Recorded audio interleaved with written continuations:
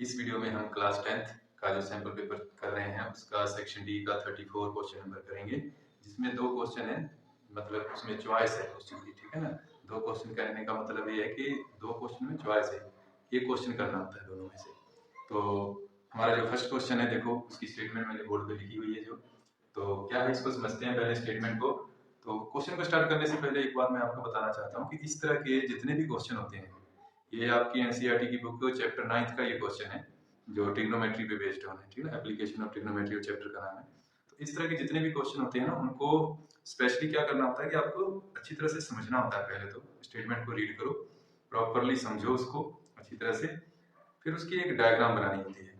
ठीक है, अगर आप ये डायग्राम अच्छी तरह से बना लेते हो तो ये क्वेश्चन बहुत ही आपको इजी लगेंगे। अगर ये डायग्राम नहीं बना पाओगे तो ये क्वेश्चन आपके लिए टफ हो जाते हैं। ठीक है, तो मेन मोटिव है इसमें कि आप पहले आप क्वेश्चन को अच्छी तरह से समझ लो, उसकी डायग्राम बना लो, उसके बाद ये क्वेश्चन आपसे हो जाएगा। उसके बाद क्वेश्चन में कुछ ज्यादा नहीं रहता सॉल्व करने के लिए। तो चलो पहले हम क्या करते हैं, इस क्वेश्चन को अच्छी तरह से समझते हैं क्या है और उसकी डायग्राम बनाते हैं। तो एक एक स्टेप को आप अच्छी तरह से समझने की कोशिश करना, वीडियो को पूरा देखने की कोशिश करो। अगर वीडियो को आप पूरा देखोगे तो आपको ये क्वेश्चन अच्छी तरह से जरूर समझ आएगा।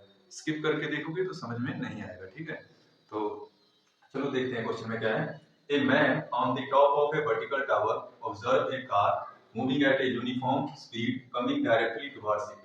देखो क्या कहा गया है कि एक वर्टिकल टावर पे मैन है, कोई आदमी है। ठीक है, वो एक कार को ऑब्जर्व कर रहा है अपनी तरफ आते हुए। ठीक है, उस कार को ऑब्जर्व कर रहा है। इसका मतलब क्या, पहले तो वर्टिकल टावर है तो एक वर्टिकल लाइन ड्रा कर लेते हैं। ठीक है, इसको हम वर्टिकल टावर मान लेंगे। मान लो ये एच है, यहाँ पर आदमी जो है बैठा है या खड़ा है कुछ भी है, वो एक कार को देख रहा है। मान लो एक कार यहाँ पर है, इस कार को ऑब्जर्व कर रहा है। तो इसके साथ क्या होगा ना, उसका एंगल ऑफ डिप्रेशन बनेगा। जैसा आपको पता है कि जब ऊपर से हम किसी चीज को नीचे की तरफ देखते हैं तो एंगल ऑफ डिप्रेशन बनता है। किसी एक एंगल के तहत देखते हैं, उस एंगल को हम बोलते हैं एंगल ऑफ डिप्रेशन। वो किस तरह से बनेगा, देखो यहाँ पे कोई ना कोई मतलब एक बेस लाइन मान के चलेंगे हम।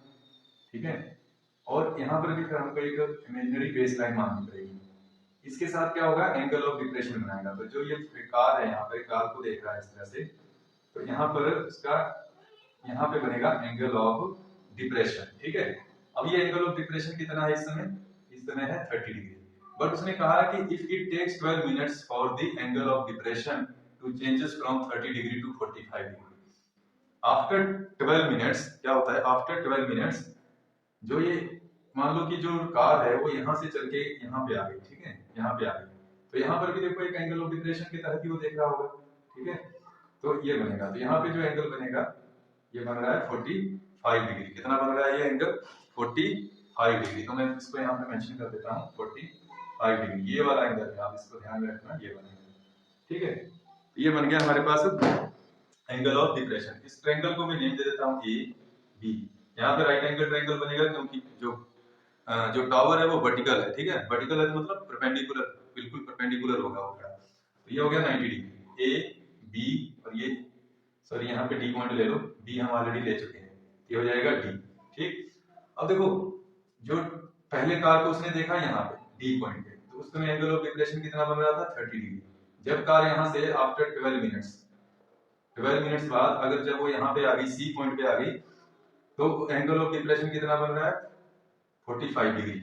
अब इनका हमको क्या करना है कि अल्टरनेट एंगल निकालेंगे। अगर इस 30 डिग्री का अल्टरनेट एंगल देखें तो ये एंगल कितना बनेगा 30 डिग्री बनेगा। Alternate angles are equal. आपको पता है कि जब दो लाइंस पैरेलल होती हैं, उनको एक ट्रांसवर्सल लाइन इंटरसेक्ट करती है, तो क्या होता है, मान लो ऐसे एक ट्रांसवर्सल लाइन इंटरसेक्ट कर रही है, तो जो अल्टरनेट इंटीरियर एंगल होते हैं वो क्या होते हैं, इक्वल होते हैं। ठीक है ना, इस तरह से।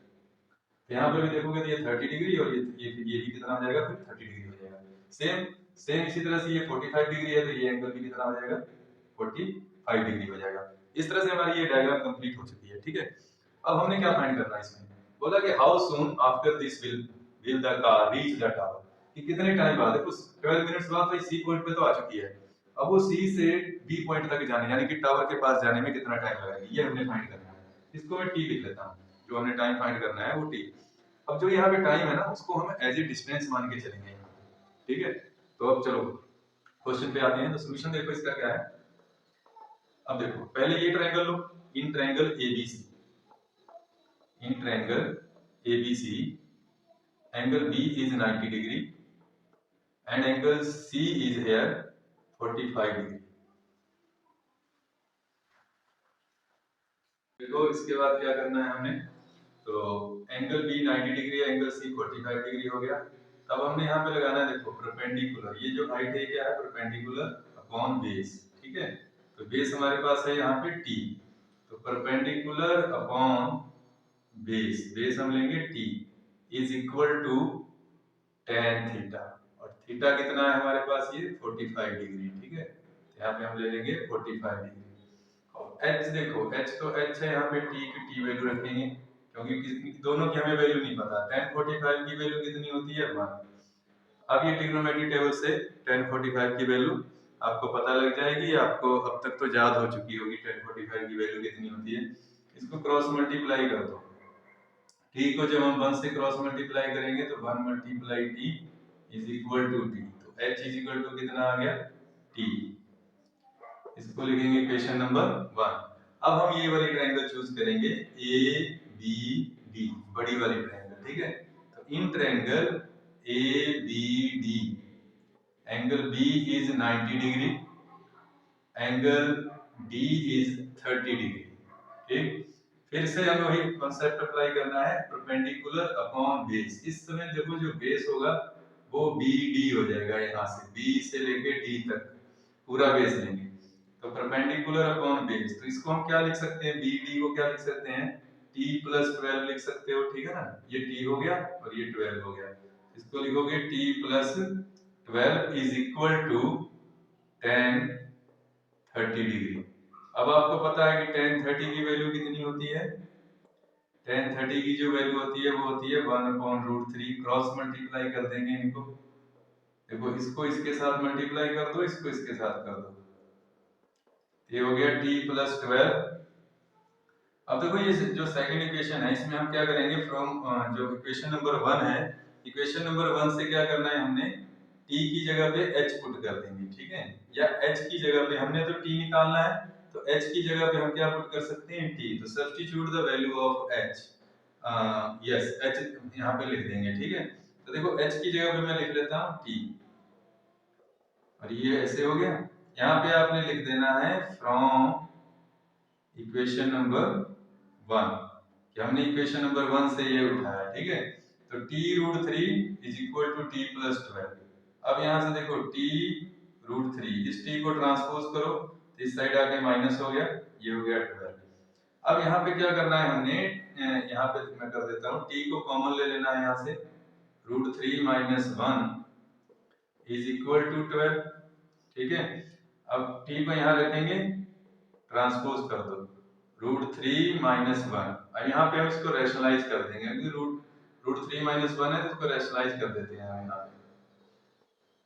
कई बच्चे क्या करते हैं, यहीं पे छोड़कर आ जाते हैं, यहाँ पे आपके मार्क्स कट सकते हैं, इसको रैशनलाइज करना जरूरी है। रूट में जब भी कोई वैल्यू, उसको डिनोमिनेटर में मत छोड़ा करो, उसको रैशनलाइज कर दिया करो, ठीक है। तो t इज इक्वल टू, ये हो जाएगा 12 √3 प्लस 1, और यहाँ पे डेंसिटी यूज करेंगे, ये वाली डेंसिटी होती है, आपको पता होगा, algebraic identity a minus B a plus B is equal to a square minus b square.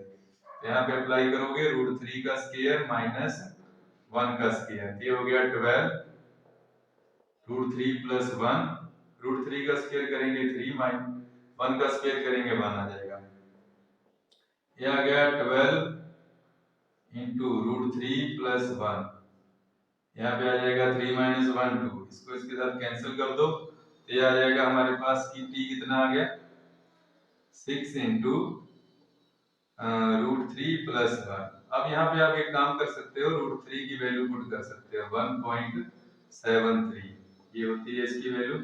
अब इसको ऐड कर दो, ऐड करके 6 से मल्टीप्लाई कर दो, ये बन गया 2.73, इसको करो मल्टीप्लाई, 6 3 जा 18, 6 7 जा 42 हो जाए 43, 4 बच गया, 6 2 जा 12 और 4 16, तो अगर 16.38 मिनट, ये हमने आंसर क्या लिखना है, मिनट्स लिखना है।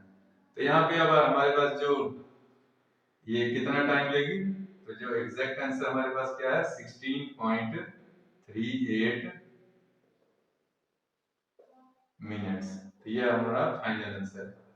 तो आई होप आपको ये क्वेश्चन अच्छी तरह से समझ आया होगा। वीडियो अच्छी लगी हो तो अपने दोस्तों को ज़्यादा से ज़्यादा शेयर करें, और अगर हमारे चैनल पे पहली बार आए हो तो सब्सक्राइब करना ना भूलें, लाइक कर दीजिए चैनल को, नोटिफिकेशन को ऑन कर लीजिए। Thanks for watching the video.